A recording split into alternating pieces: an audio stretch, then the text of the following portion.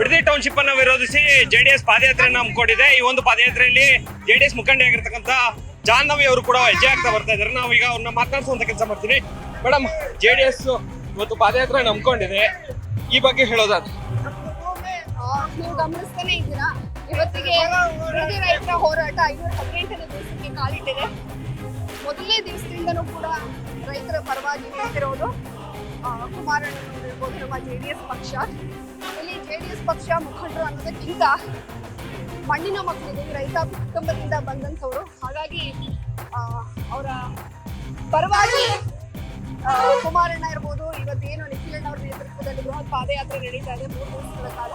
ಕಡೇ ದಿವಸ ನಮ್ಮ ದೊಡ್ಡ ಶಕ್ತಿ ಅಪ್ಪಾಜಿ, ಮಾಜಿ ಪ್ರಧಾನಮಂತ್ರಿಗಳಾದಂತಹ ದೇವೇಗೌಡ ಅಪ್ಪಾಜಿ ಅವರು ಕೂಡ ಫ್ರೀಡಂ ಪಾರ್ಕ್ನಲ್ಲಿ ಬರ್ತಾ ಇದ್ದಾರೆ. ಹಾಗಾಗಿ ಸರ್ಕಾರಕ್ಕೆ ಈಗಾಗಲೇ ಕಂಪನ ಶುರುವಾಗಿದೆ. ಏನು ಕಣ್ಣೊರೆಸುವ ತಂತ್ರವನ್ನ ಈ ಹಿಂದಿನಿಂದಲೂ ಕೂಡ ಮುಖ್ಯಮಂತ್ರಿಗಳಾದಂತಹ ಡಿ ಕೆ ಶಿವಕುಮಾರ್ ಅವರ ನೇತೃತ್ವದ ಸರ್ಕಾರ ವಹಿಸ್ತಾನೆ ಬಂದಿದೆ.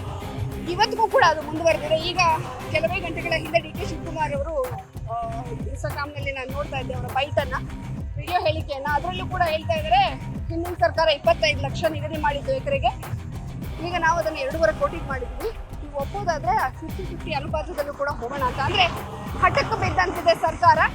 ಅವ್ರದ್ದು ಕೆಟ್ಟ ಹಠ, ನಮ್ದು ಒಳ್ಳೆ ಹಠ, ನ್ಯಾಯಸಮ್ಮತವಾದ ಹಠ. ಹಾಗಾಗಿ ನಮ್ಮ ಈ ಹೋರಾಟಕ್ಕೆ ಜಯ ಸಿಗುತ್ತೆ ಅನ್ನೋದು ನಂಬಿಕೆ ಇದೆ.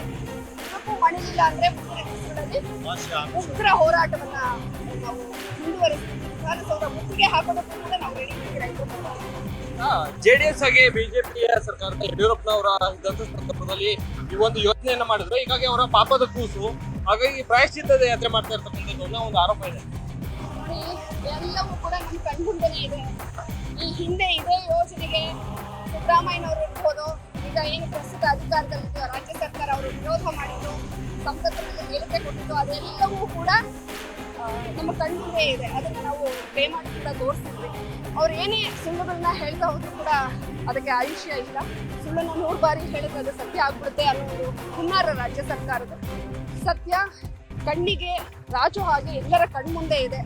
ನಾವು ನೀವೆಲ್ಲರೂ ಮಾಧ್ಯಮದವರಾಗಿ ಬಹಳಷ್ಟು ಬಾರಿ ಬಿಡದಿಯ ಜನರ ಪರಿಸ್ಥಿತಿಯನ್ನ ಕಣ್ಣಾರೆ ಕಂಡಿದ್ದೀವಿ. ಅಲ್ಲಿ 85% ರೈತರು ಇವತ್ತಿಗೂ ಕೂಡ ಒಪ್ಪಿಗೆಯನ್ನ ಸೂಚಿಸಿಲ್ಲ. ಇದೇ ರೀತಿ ಮುಂದೂಡಿ 3 ತಿಂಗಳು ಸಮಯವನ್ನು ತೆಗೆದುಕೊಂಡು ಆ ಸಂದರ್ಭದಲ್ಲಿ ರೈತರಿಗೆ ಹೆದರಿಸಿ ಬೆದರಿಸಿ ದಬ್ಬಾಳಿಕೆ ಮಾಡಿ ಅದನ್ನ 85% ತಂದು ನಿಲ್ಲಿಸ್ಕೊಡ್ಬಹುದು ಅನ್ನೋ ಕ್ರಮೇಣದಲ್ಲಿ ರಾಜ್ಯ ಸರ್ಕಾರ ಇದೆ. ಇದು ಖಂಡಿತ ಆಗೋದಿಲ್ಲ. ಮಾಡೋದಿದ್ರೆ ಈ 500 ದಿವಸಗಳ ಕಾಲ ಹೋರಾಟ ಮಾಡುವಂತ ಅವಶ್ಯಕತೆ ರೈತರಿಗೆ ಇರಲಿಲ್ಲ. ಈಗ ಹೇಳ್ತಿದ್ರಿ, ಆದ್ರೆ ದೇವೇಗೌಡರು ಬರೆದಂತ ಪತ್ರಕ್ಕೂ ಹಾಗೆ ಈಗ ಮಾಡ್ತಿರ್ತಕ್ಕಂಥ ಪಾದಯಾತ್ರೆಗೆ ಮನ್ನಣೆ ಸಿಗುತ್ತಾ ಅಂತ. ಯಾಕೆಂದ್ರೆ ದೇವೇಗೌಡರು ಪತ್ರ ಬರೆದು ಸುಮಾರು ದಿನಗಳಾಯ್ತು, ಯಾವುದೇ ಒಂದು ಡೆವಲಪ್ಮೆಂಟ್ ಕೂಡ ಕಾಣಲಿಲ್ಲ. ಈಗ ಪಾದಯಾತ್ರೆಗೆ ಏನೋ ಮನ್ನಣೆ ಸಿಗುತ್ತಾ?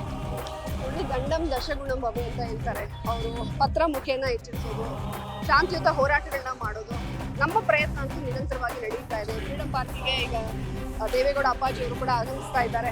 ಅದಾಗಲಿಲ್ಲ ಅನ್ನೋ ಪಕ್ಷದಲ್ಲಿ ಮುಂದಿನ ದಿವಸಗಳಲ್ಲಿ ನಮ್ಮ ಹೋರಾಟ ಉಗ್ರ ಸ್ವರೂಪವನ್ನು ಪಡೆದುಕೊಳ್ಳುತ್ತೆ. ಈಗಾಗಲೇ ಕಾನೂನಿನ ಹೋರಾಟಕ್ಕೂ ಕೂಡ ಜೆಡಿಎಸ್ ರೈತರ ಪರವಾಗಿರೋದನ್ನ ನೀವು ಗಮನಿಸ್ತಿದ್ದೀರಾ.